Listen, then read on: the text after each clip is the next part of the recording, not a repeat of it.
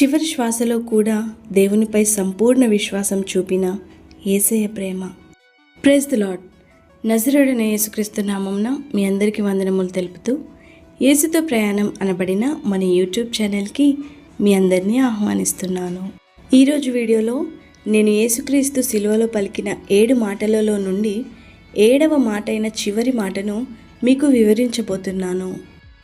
ఈ 7వ మాట అనున్నది చాలా ఆత్మీయమైన మాట. వీడియో స్టార్ట్ చేసే ముందు మీరంతా మన ఛానల్ని సబ్స్క్రైబ్ చేసుకొని ఈ వీడియోని లైక్ చేయవలసిందిగా చిన్న మనవి చేస్తున్నాను. పరిశుద్ధ గ్రంథం నుండి లూకా సువార్త 23వ అధ్యాయం 46వ వచనంలో ఏం రాయబడి ఉందో ఇప్పుడు మనం చూద్దాం. అప్పుడు యేసు గొప్ప శబ్దంతో కేక వేసి, తండ్రి, నీ చేతికి నా ఆత్మను అప్పగించుకొనుచున్నానెను. ఆయన ఈలాగు చెప్పి ప్రాణమును విడిచెను. ఈ మాటలో మనము యేసుక్రీస్తు యొక్క చివరి క్షణాలను చూస్తాము. ఆయన శరీరం బాధతో నిండిపోయి ఉన్నప్పటికీ ఆయన మనస్సు మాత్రం పూర్తిగా దేవుని మీద నమ్మకంతో ఉంది.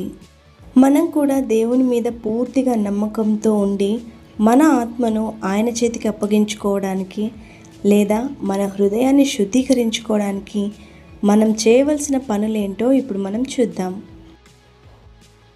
నంబర్ 1, సంపూర్ణ సమర్పణ అనగా కంప్లీట్ సరెండర్. ఈ మాటలో మనకు ప్రధానంగా కనిపించేది సమర్పణ భావం. యేసు ఇలా చెప్పడం ద్వారా తన ప్రాణాన్ని దేవునికి అప్పగించారు. మన జీవితంలో ఎలాంటి పరిస్థితి వచ్చినా మనం కూడా దేవునిపై పూర్తిగా నమ్మకం ఉంచాలి అని ఈ మాట మనకు చెప్తుంది. నంబర్ 2, నమ్మకం మరియు విశ్వాసం, ట్రస్ట్ అండ్ ఫెయిత్. ఈ మాటలో ఒక గొప్ప విశ్వాసం ఉంది. బాధలో కూడా ఆయన తండ్రి అని పిలిచారు. దానికి అర్థం బాధలు వచ్చినప్పుడు కూడా దేవుడు మనతో ఉన్నాడని నమ్ముట. నంబర్ 3, శాంతితో ముగింపు, పీస్ఫుల్ ఎండింగ్.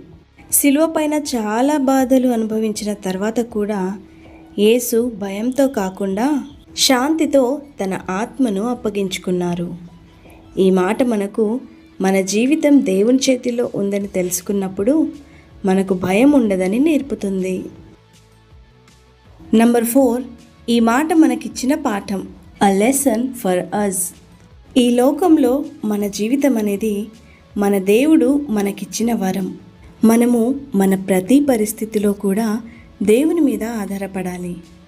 చివరికి మనం కూడా ఆయన చేతుల్లో ఉన్నామని గ్రహించాలి.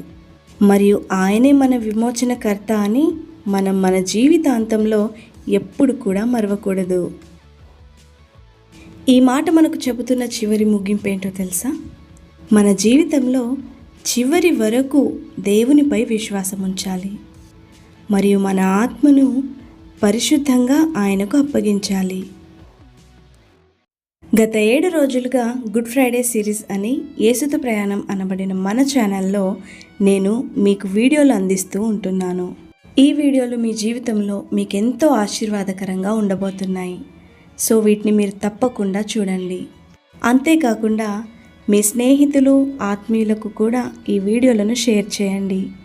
అలాగే ఈ సందేశాలు మరియు నా వివరణ మీకు నచ్చినట్లయితే ఈ వీడియోని లైక్ చేసి మన ఛానల్ని సబ్స్క్రైబ్ చేసుకోవడం మర్చిపోకండి.